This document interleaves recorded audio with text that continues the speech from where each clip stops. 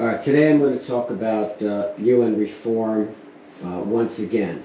Why? Because Elon Musk and Antonio Guterres have also joined in on this conversation about call for reform of the UN. Everyone knows who Elon Musk is.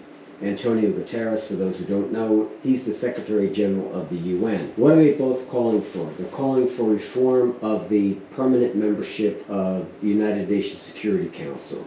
Musk would like to see India as a permanent member because of its population and economic size, and Guterres would like to see some country from Africa so that it would broaden the representation of the permanent membership of the Security Council. All right, but let's go back, number one, to what is the UN Security Council.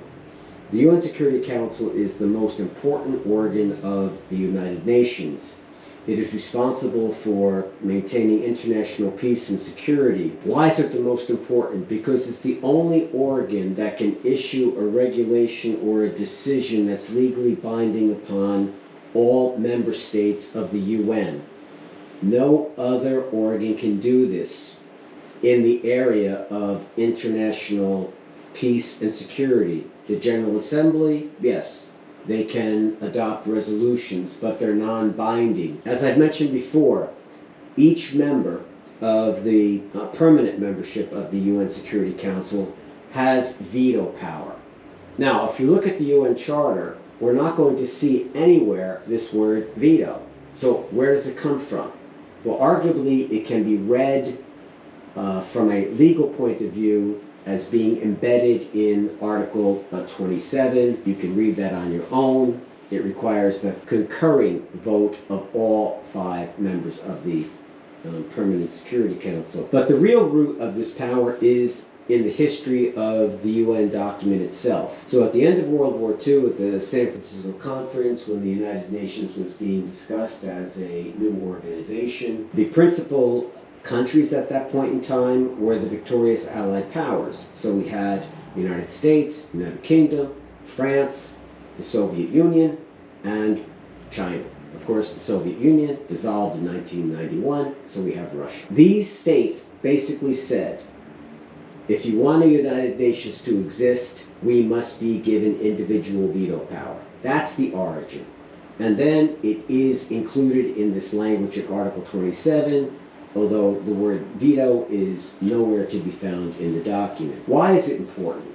As I already mentioned, the permanent members have veto power over all substantive decisions having to do with international peace and security.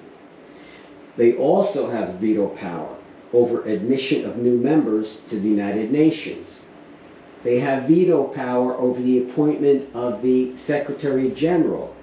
And they have veto power over amendments to the Charter. So we can see the broad scope of this veto power and why it is extremely important. So let's assume we're going to listen to Musk, or we're going to listen to Guterres, or we're going to listen to the BRICS, or we're going to listen to legal scholars, and we want to change the composition of the permanent membership of the Security Council. How can it be done?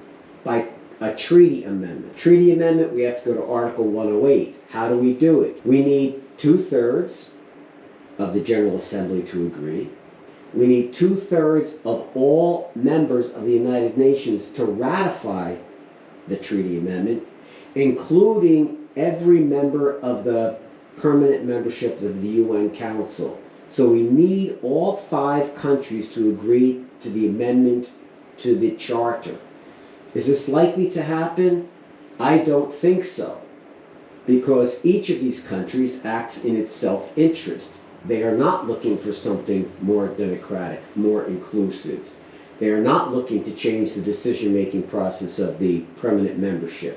Rather, they are interested in their own interests. They are interested in retaining the status quo. But let's for a moment even assume that India is a permanent member of the Security Council. What difference would it make if they do not change the decision-making process? I don't think it would make much of a difference. India would just be able to cast a veto power. In other words, it would be able to block a decision it simply doesn't like. Block the appointment of a the Secretary General it doesn't like, block a new member, and so on. The United Nations Charter itself, or we could say the United Nations organization itself, is a failure.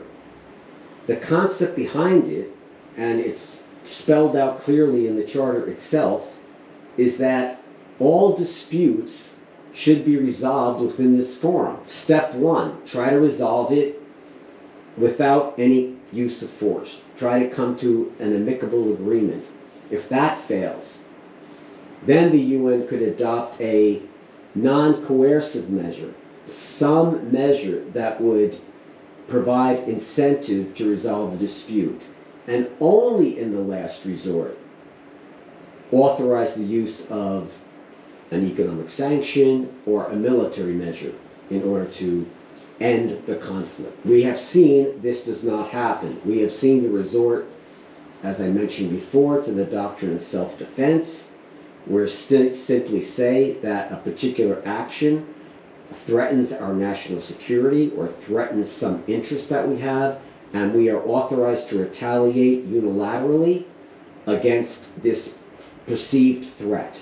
And this is what we see going on today in the conflicts all over the globe. So the United Nations as an organization, the Charter as an instrument, in my opinion, has failed. So what would you have to do? You would have to go back to the drawing board and redo the entire document, entire organization. You'd have to change its architecture and its language. I don't think this would happen. But this is simply my opinion. You could have your view, and I encourage you to read the Charter itself. If you have any questions, please put them in the comment. If you like the presentation, please subscribe to the channel, and if you can, give me a thumbs up. Thank you, and I'll talk to you soon.